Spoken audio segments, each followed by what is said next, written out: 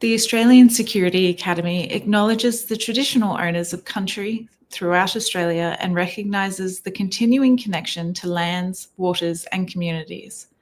We pay our respect to Aboriginal and Torres Strait Islander cultures and to elders past and present. Aboriginal and Torres Strait Islander peoples should be aware that this series of live streams contains images or names of people who have passed away.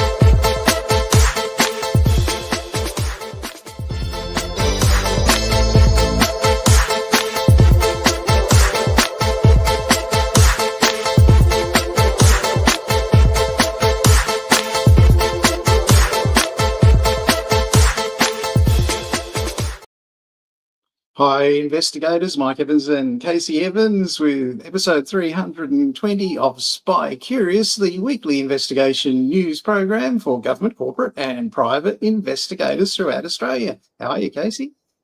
I am wonderful, Mike. Thanks. How are you? That's very good.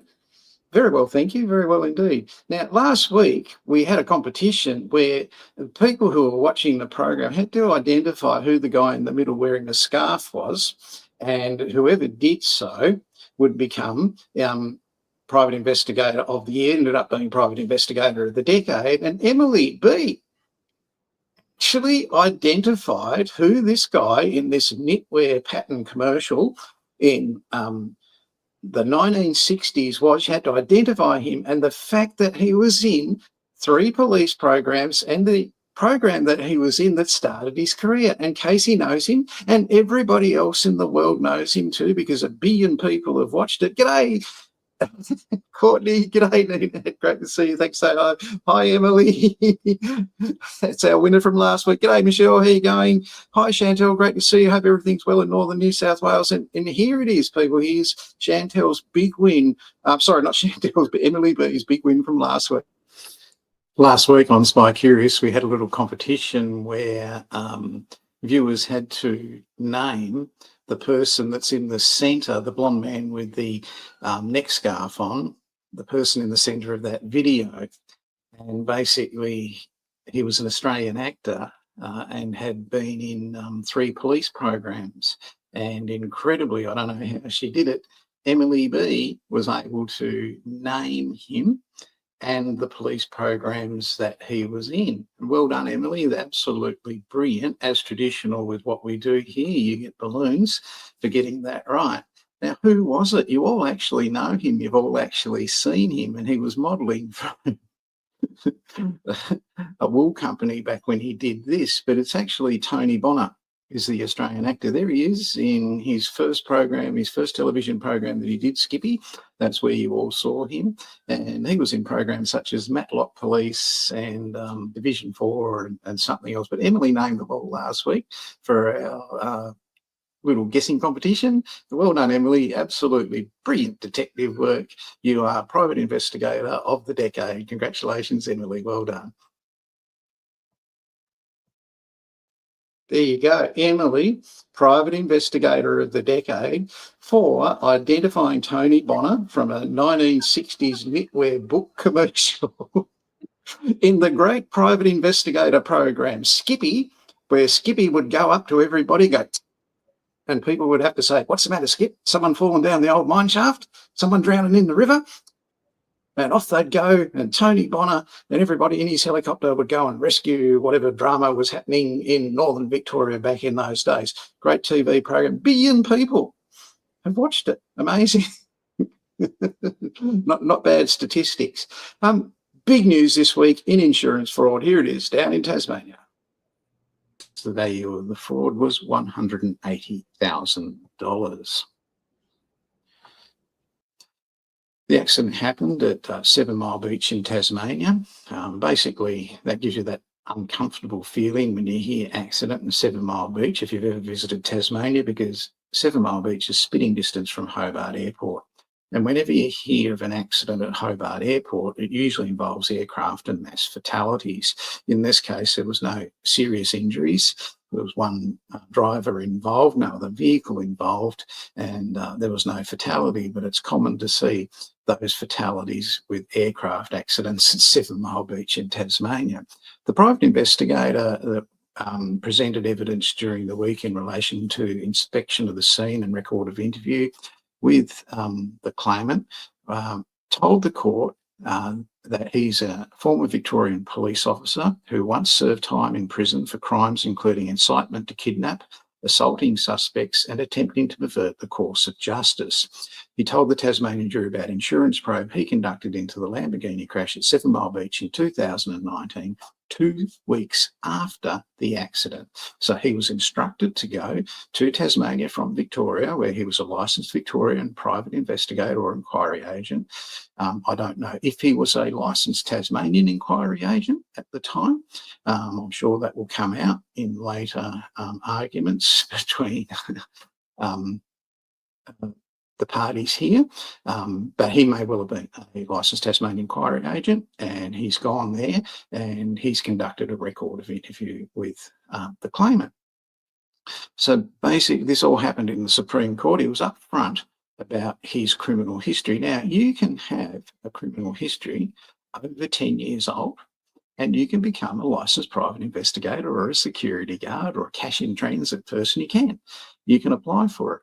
Now, they can knock you back.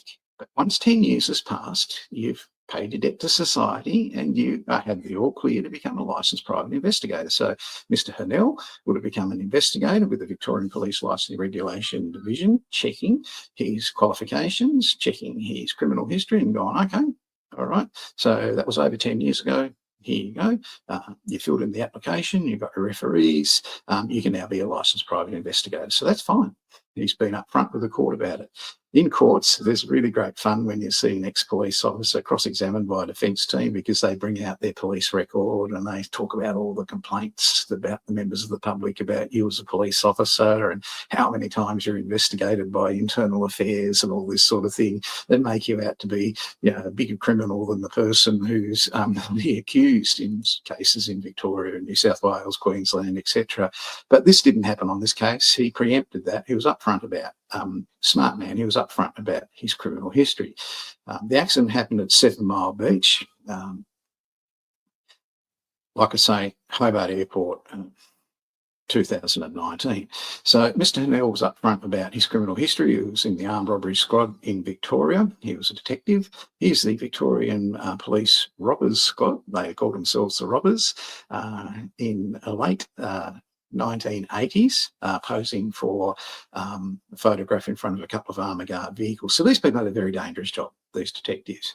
They were dealing with criminals who had no problem using weapons and would use them, and they would use them against members of the community, not other criminals, like they do today, but members of the community, bank tellers, armoured car drivers, people at venues, licensed venues, the jockey club or whatever, the great jockey club robbery. You can read all about it and research that sort of thing. These are the people who defended the community from really hard criminals who had no problem shooting anyone. So great work by the Victorian Police Robbers Squad. Well done. Today, it's all soft stuff with cryptocurrency, no guns, all that sort of thing. But this was a different time. Really different time back in the late 1980s, early 1990s, particularly in Victoria. Mr. Hurnell stated that after visiting the 7 Mile Beach crash scene to take photographs, he then taped an in-person conversation with Mr. Fiatakis as part of the insurance claim assessment process. Now, this is a record of interview that you learn about in your private investigator course at the Australian Security Academy. Prior to starting the record of interview, ask the person if they understand why they are there, if they'd like another person with them to help them, lawyer or representative, family member, that sort of thing for support, if they understand what the process is all about, and if they're taking part in this interview of their own free will. If they don't understand anything, they can ask for clarification at any time, but anything they do say can be used as evidence, and they'll be asked, do you understand what I just said? Can you repeat it back to me? And they do. So the reason they do that is they want to get their claim for their insurance for their vehicle. And most people, they will, unless there's fraud involved. So in this case, the record of interview has opened up with, can be used as evidence, and it's also closed with, have you any complaints about the way this record of interview was conducted? Have you told the truth? You know? And the person, yes, yes, yes. Basically, that's how it goes. Was any promise, threat, or inducement held out to you to participate in this record of interview? And they'll go, no. So all that's recorded, and it was played to the court. Now, the court heard all of that recording of that record of interview. It might have gone on for half an hour, I don't know, an hour, whatever it did. And during the record of interview, you ask a question, you get a response. That's the format of a record of interview. Now, the claimant was asked if he was driving at the time of the incident. And his reply was, at the time of the incident, I was driving, Mr. Fiatakis told the insurance investigator. If you are assuming my son was driving, that's wrong. Now, I'm a bit anal when I'm doing records of interview. And if someone says at the time of the incident I was driving, I will then ask the question, what were you driving at the time of the incident? And in this case, he would have said the Lamborghini. But he could have been honest, and he could have been driving a truck or a delivery van or a ute or something else somewhere else. And if I haven't clarified that with him, that leaves that open. That's a question in the reader's mind. Well, hang on. Driving, he could have been driving a horse and cart somewhere. So, the purpose of the recording is clarify. Make sure you understand, and everybody listening to or reading it understands it in the same way.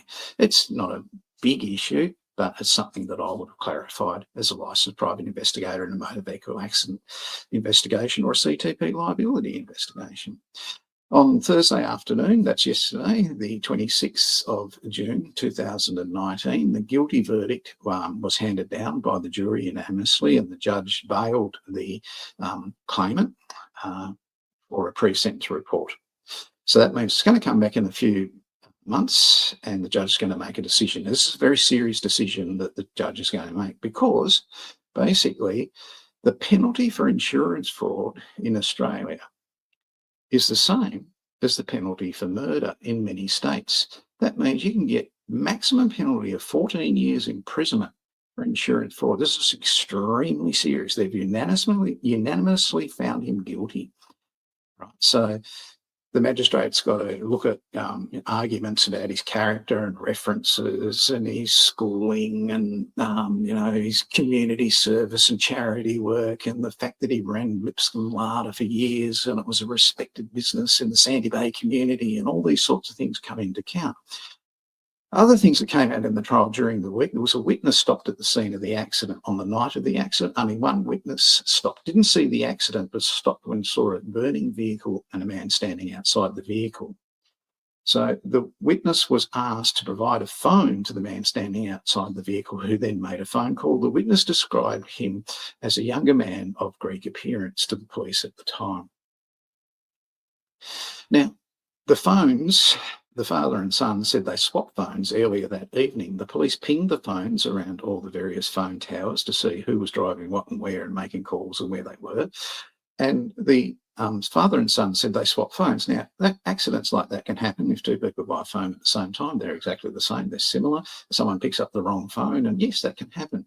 Why did he have to ask for a phone if he had a phone at the accident scene? Well, when your vehicle's upside down and on fire, and you're upside down inside a vehicle that's just had a high impact crash with a tree, and it's sparking and you're smelling fuel dripping out of the tank, and you know it's a full tank, you're going to get out of there very quickly and not look for your phone.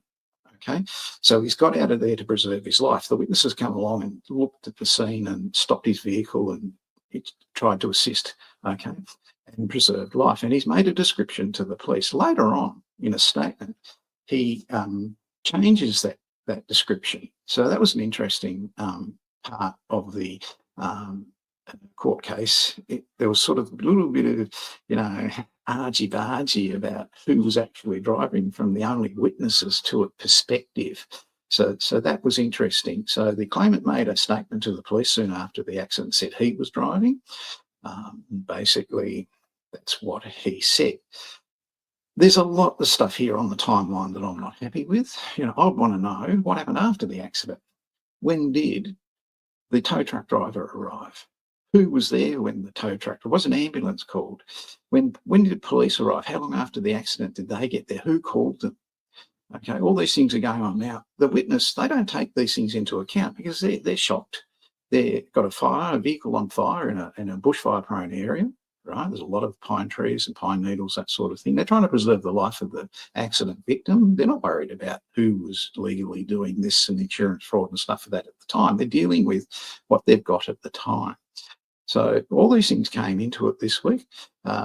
But we'll follow this, what the outcome is and what the judge's sentence is. But you can back it in that insurance fraud is taken very seriously by the courts, because they know that people that commit insurance fraud, it drives up the premiums for the people that don't commit insurance fraud. And this will not be a good outcome in relation to a person's attempt to defraud Allianz in relation to $180,000.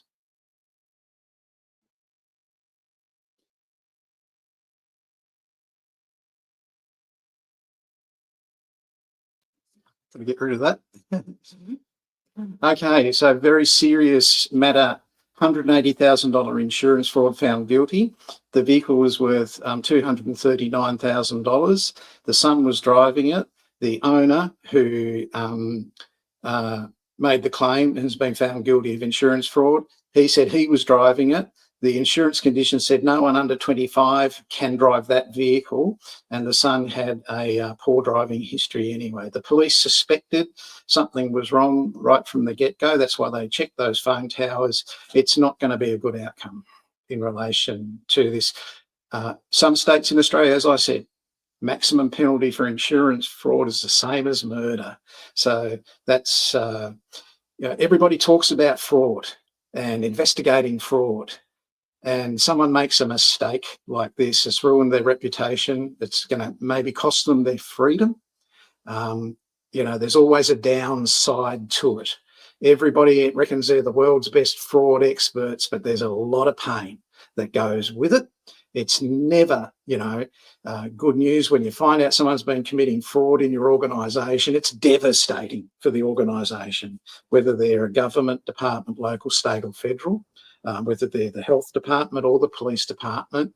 It just gets me that people thrive on, I'm the world's best fraud investigator, etc., etc. It's not something you really get off on. But something we all enjoy is Casey's OSINT presentations, and Casey's going to tell us all about what's coming up for some good news this week. What is it, Case? Well, first I do have an OSINT tip, which was... Well, I had a question or an idea through from one of our listeners who can say hi in the chat if she would like to identify herself. But otherwise, it was about IP addresses. And IP addresses are one of those things that what we can do with them and can achieve with what we can find has definitely evolved over the years. It's not something that we as investigators have a lot of power to do with. So with most IP addresses, I always collect an IP address. If I'm using something like, if I have an email, for example, and I run it through EPOS or OSINT Investigator or something like that, something that will give me a IP address, I definitely collect those. And you can run them through something like Whois, where you can put an IP address and it'll bring you up a bunch of information. I just ran mine before. And as you can see, this is more information that would go to the police. So if you're collecting information and it goes in a file, or if you're doing, yes, it was Michelle. So Michelle, I'm sure you've heard me say this before. So it's more, you would collect it, and this is something that can go to the police, because as you can see, the only identifying information that it shows about me is who my internet provider is, which is Origin Internet, which is really handy. So if you're working with the police, if you're doing a cyber stalking or cyber harassment case, and you can manage, if you have, for example, when you're collecting IP addresses, say that they've been harassing the same person from a number of different emails. And if all of those emails produce the same IP address when you run them, that is fantastic. That's a really good identification point. And you can run that, and then it can show you which internet service provider they're using. And when you take this information to the police, they're like, great, I'm going to go straight to Origin. They've obviously dropped the ball and forgotten to put their VPN on. And yeah, they can go about it that way to see who's behind that IP address. So there are more things that you can do with it, more advanced things like using looking glasses to check which country it's in, depending on the milliseconds it takes to connect, or the packet loss and things like that. They're real advanced OSINT techniques, which would need to be essentially a class. It'd be more of a class, like knowing the difference between old IP addresses and new IP addresses and VPNs and routing, and it's more of you're getting into networking then. And I'm not talking about standing around having wine at a conference. I'm talking about the internet. So it's definitely more of an advanced OSINT class. So there is definitely more that you can do, that you can look for.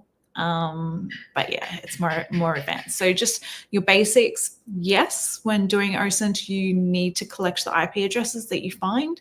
If you can get them across a number of different points, like fantastic. If you can run it through Whois and it says who the internet service provider is, fantastic. It might give you a pin. I've never, ever had success with a pin on a map. I run my own all the time. It puts me all over Australia, depending on the day it is, like what day it is. So I've been in Brisbane, I've been in Sydney, I've never found the pins to be productive. But that is something that police would be able to use to their advantage, but not necessarily us as investigators. But it's definitely a piece that you would be putting in a report. So I hope that helps. And what is coming up is not OSINT it's not advanced OSINT, but I'm doing an OSINT for beginners tour. I'm going to hit Sydney, Melbourne, and Brisbane. So the tickets will go on sale first thing Monday morning. You will receive an email from us.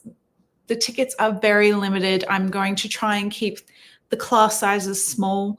You will receive a packet, an OSINT packet, beforehand, telling you what to download and what to make sure that you have on your computer before you come to class.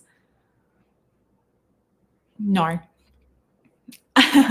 Sorry, I'm just reading Michelle's question. For those that are just listening, Michelle has asked, can you get an IP address from an email someone sends, not the address, the email?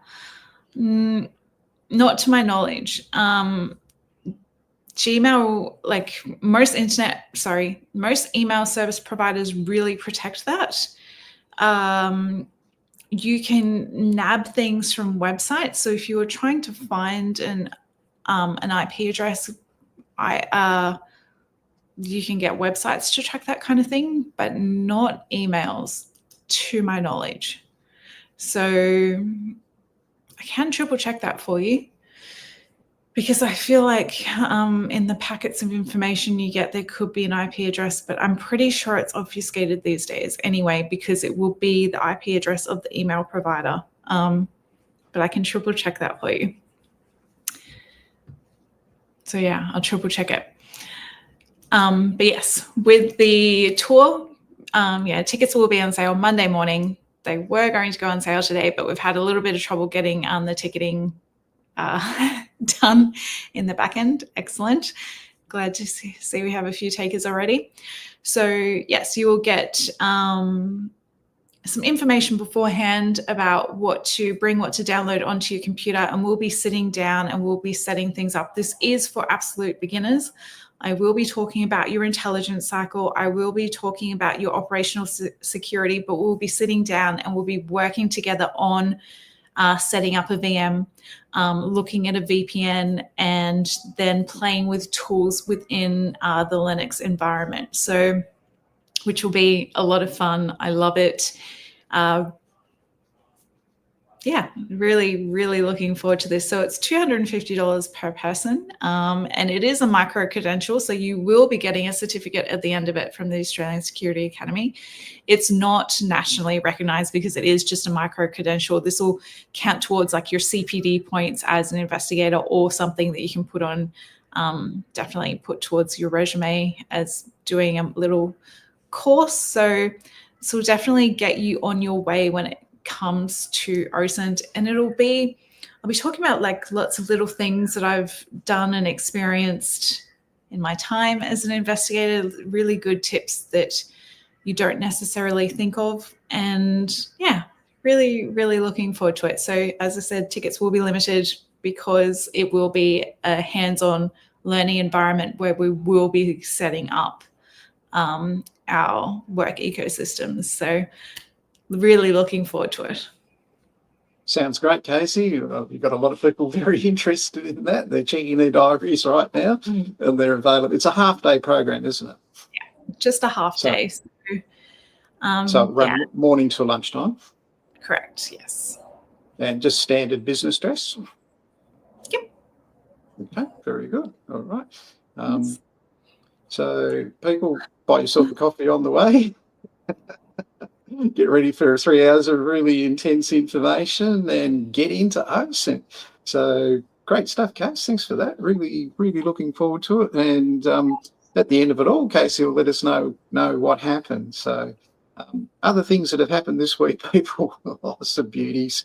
Oh dear. So a police officer up in Queensland has accessed the Q Prime database for the Deputy Commissioner's address because he thought his girlfriend was having an affair with the Deputy Commissioner. So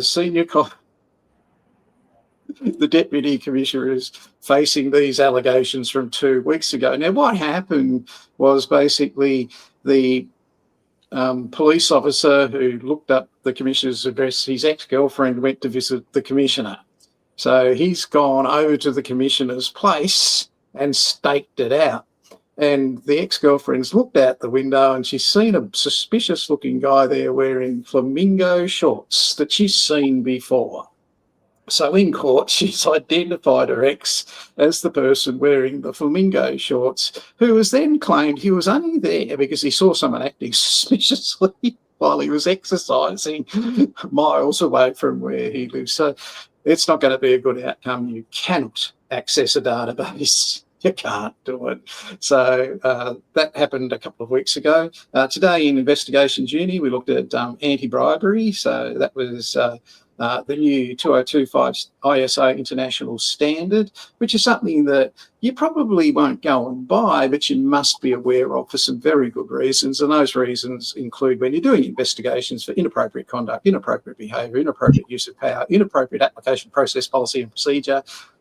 Bribery could at any stage come into that, and that was over in Investigations Uni. Some of the jobs that are available this week, people, they're on our Facebook page. So if you're looking for work as a licensed private investigator, this is where you go. You have to ask to join. So just type in a Facebook search, Australian Private Investigator, Corporate and Government Investigator jobs. So 5 people have asked me where they can get work this week.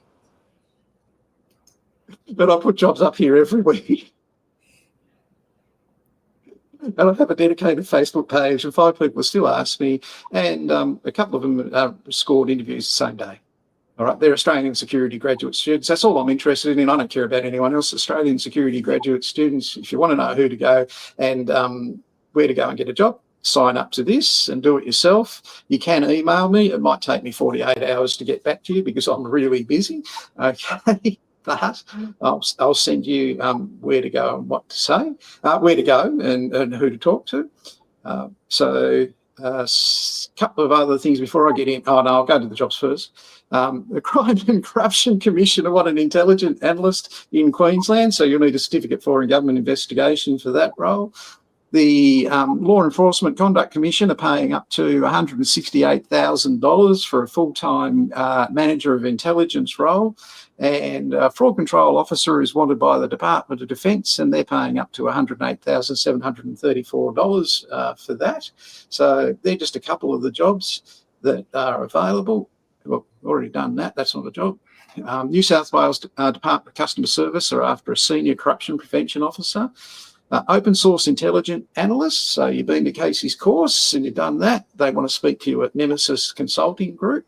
And G. Hughes and Associates want a licensed private investigator in Brisbane, Queensland. That's called starting at the top when you work for G. Hughes and Associates in workers' compensation investigations in Brisbane or Sydney or anywhere else in Australia. Some other things in the news this week.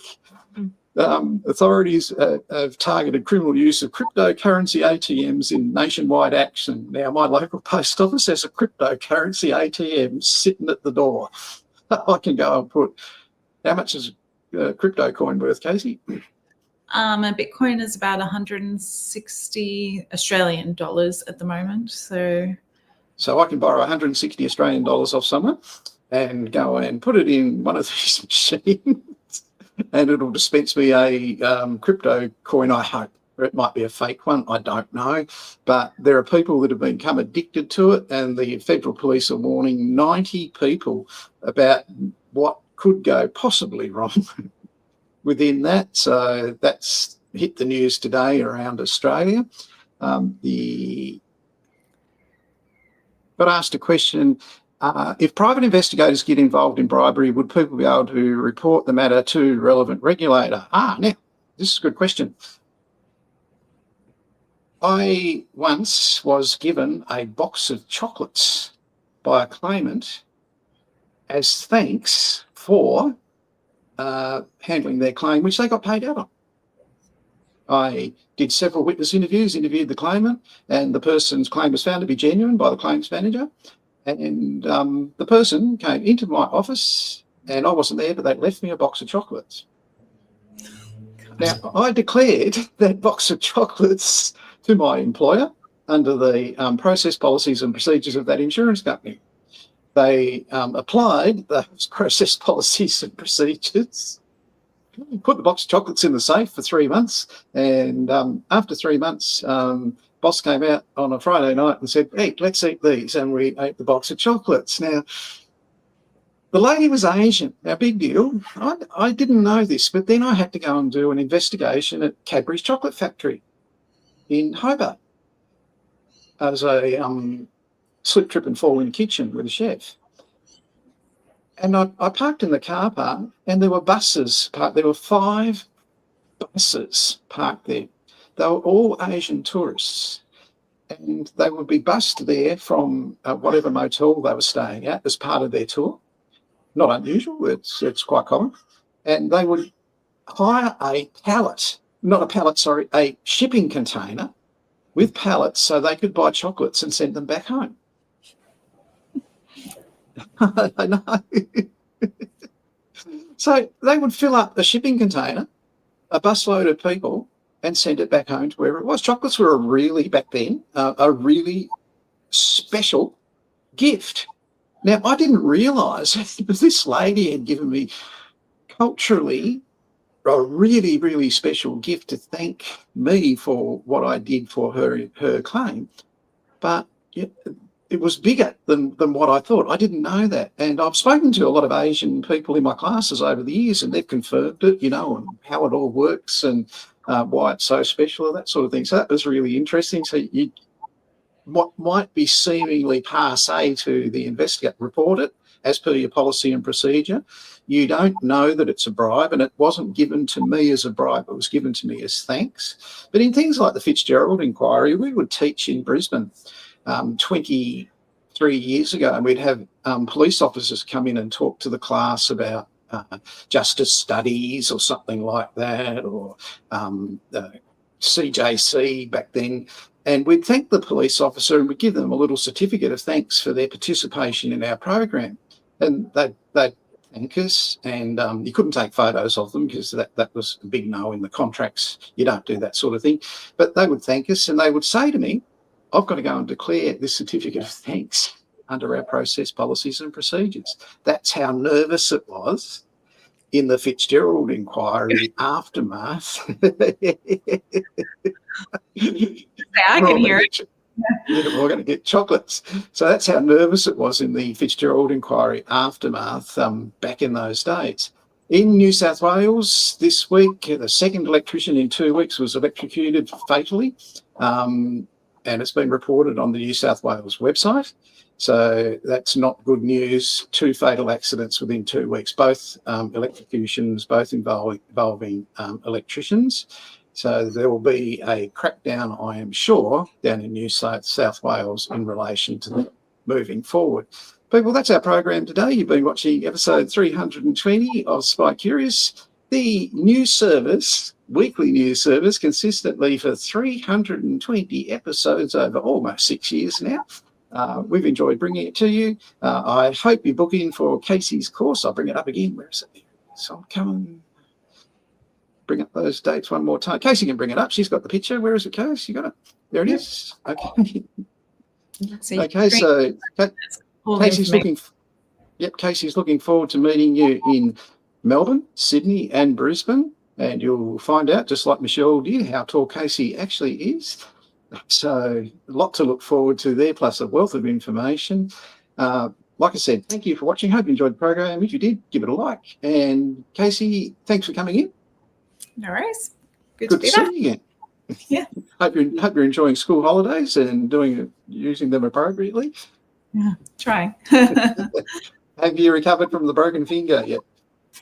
I think I just had a missed call from my doctor then, so we'll soon find out.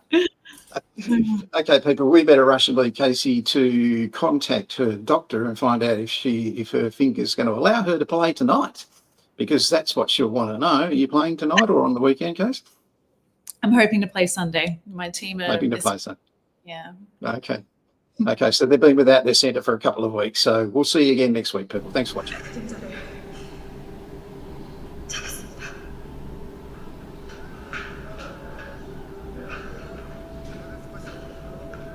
작전 종료. 전원 복귀할 것.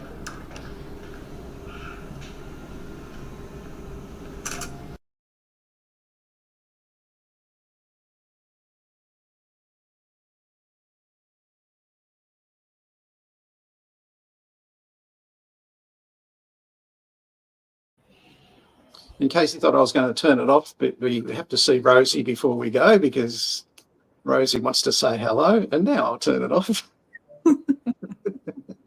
Thanks, guys. Thanks, Rosie.